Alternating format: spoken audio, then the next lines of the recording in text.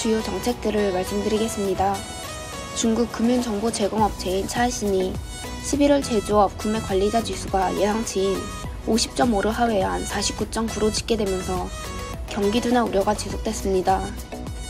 수치가 50보다 크면 보통 경기 확장을 의미하고 50보다 작으면 경기 위축을 뜻하는데 지난 9월과 10월에는 50으로 웃돌았지만 코로나19 재확산과 자원 등 가격이 상승하면서 기업들이 부담을 느끼고 그로 인해서 수요가 약화되면서 위축된 것으로 보입니다. 중국 정부는 채무를 유발할 수 있는 일부 지방 정부들의 민관 합작 투자 사업 프로젝트 시행을 중지시킬 것으로 보입니다.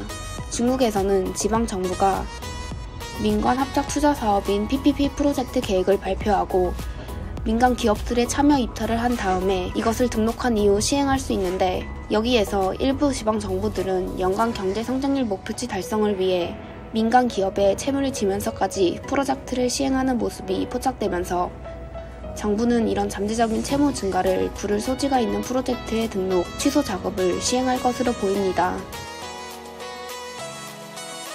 다음으로 중국 증권사들이 주목하는 산업에 대해서 말씀드리겠습니다. 앞서 제가 계속 말해드렸듯이 자동차 업계가 지속적으로 주목받고 있는데요. 중인증권은 중국 전기차 산업의 호황이 지속될 것이라고 강조했습니다. 코로나19 사태와 반도체 부족 현상이 완화되면서 전기차 판매량이 증가할 것으로 보여 2022년 판매량은 480만 대로 전년 동기 대비 41% 증가할 것으로 전망했습니다. 전기차 판매량이 증가함에 따라 플랫 케이블, 광선 레이더 등 첨단 운전 시스템 등 관련 산업이 수혜를 입을 것으로 예상돼 보교 유리, 장안 자동차, 은륜기계, 비아디, 장성 자동차, 균승전자 등을 주목해야 할 것으로 보입니다. 샹차이 증권은 실리콘 웨이퍼 OEM이 본격적으로 생산에 들어감에 따라 4분기 반도체 선두 기업들이 성장할 것으로 예상했습니다.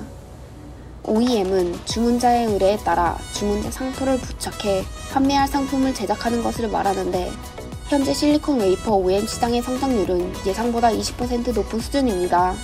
그리고 중국 당국이 실리콘 웨이퍼의 국산화를 추진하고 있어 4분기 반도체 기업들의 성장 속도가 계속해서 빨라질 것으로 보입니다. 그래서 선두 기업인 중안반도체, 윤기 실리콘 자재를 주목해야 할 것으로 보입니다. 전일 상하이 증시 기관 투자자들은 태양광 발전 산업에 대한 정부의 지원 확대로 수혜를 입을 징커테크와 자동차 및 관련 부품 업종을 주목하면서 장성 자동차의 매수를 확대했습니다. 반면 상하이 증시 외국인 투자자들은 IT와 경기소비재 업종을 집중적으로 순매수했는데, 인민은행의 QR코드 사용 규제로 인해 디지털 위안화 사용이 증가할 것으로 보여 수혜주인 용우 네트워크와 광소전장 테크놀로지를, 또한 가전 섹터 수익이 증가할 것으로 보여 칭따오 하이얼에 대한 매수를 확대했습니다. 선전 증시에서도 디지털 위안화 이용이 확대될 것으로 보여 수혜를 입을 자간공리와 리튬 배터리 관련주인 강복 리튬, 이브에너지에 높은 관심을 보였습니다.